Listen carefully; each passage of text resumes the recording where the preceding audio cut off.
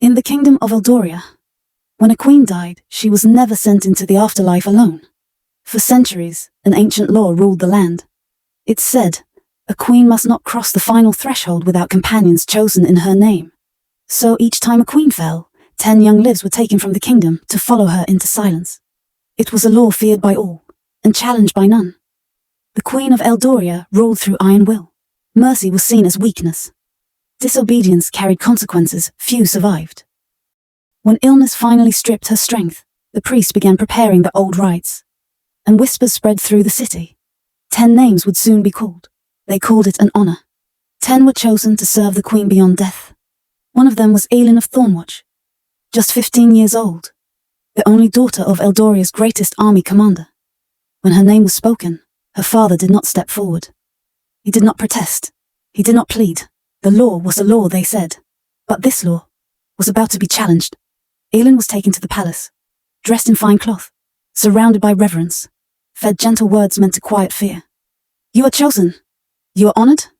But every night, Aileen dreamed of walls closing in, of breath growing thin, of voices that could not hear her. Her father did not sleep. His grief stayed hidden behind duty. His silence hid something darker. And in that silence, a decision took shape. A plan to end the law. Even if it shattered Eldoria forever, what he did next was never written in the records. The king had 3 days, or 10 girls would be buried alive. Before the first day ended, the queen was already dead. The bells rang across Eldoria. With the queen's death, the ancient law awakened. A law older than mercy, older than kings. Across the city, doors slammed shut. Windows were barred. Mothers pulled their daughters close. Everyone knew what followed a queen's death. The burial was set.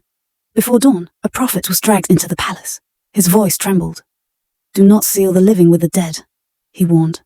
Blood buried in stone will curse this crown. The court froze. The king listened, then dismissed him. At sunrise, the general Corleen, the army leader, entered the throne hall alone. Armor polished, posture unbroken, he knelt. Spare my daughter, he said. Spare the girls. End this law. The king did not rise. Grief had hollowed his face. The crown weighed heavier than mercy. The law binds us all, the king replied. It bound my father. It will bind me.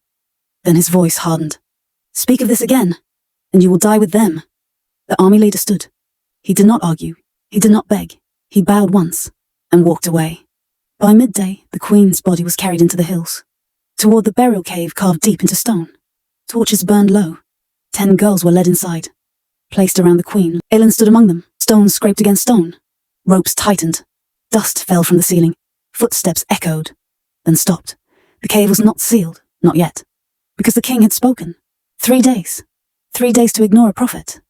3 days to silence a father. 3 days to decide whether 10 children would breathe again.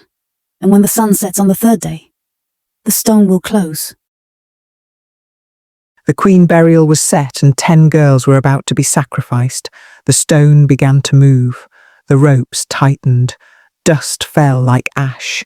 Inside the cave, the girls cried out. Outside, the priests raised their hands. Then, steel rang. A horn sounded from the hills, once, then again. Soldiers poured from the trees. At their front stood the army leader, sword drawn, voice steady. Stop! The stone froze mid-air. The king arrived moments later, cloak billowing, face drained of colour.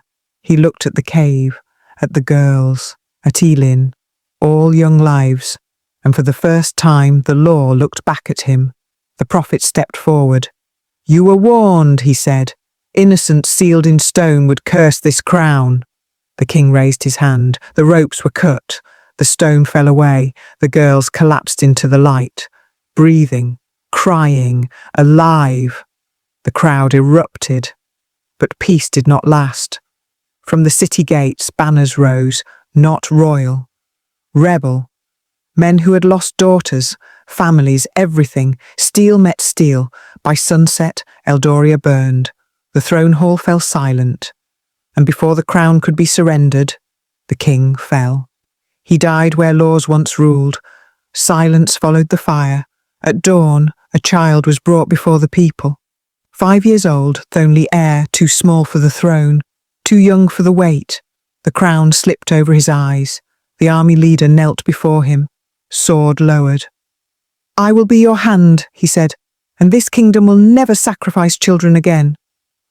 Elin stood in the crowd, alive, watching a boy crowned king because grown men had failed. And Eldoria learned the truth. Some laws do not fall by mercy, they fall by consequence, and when they do, even crowns are not spared.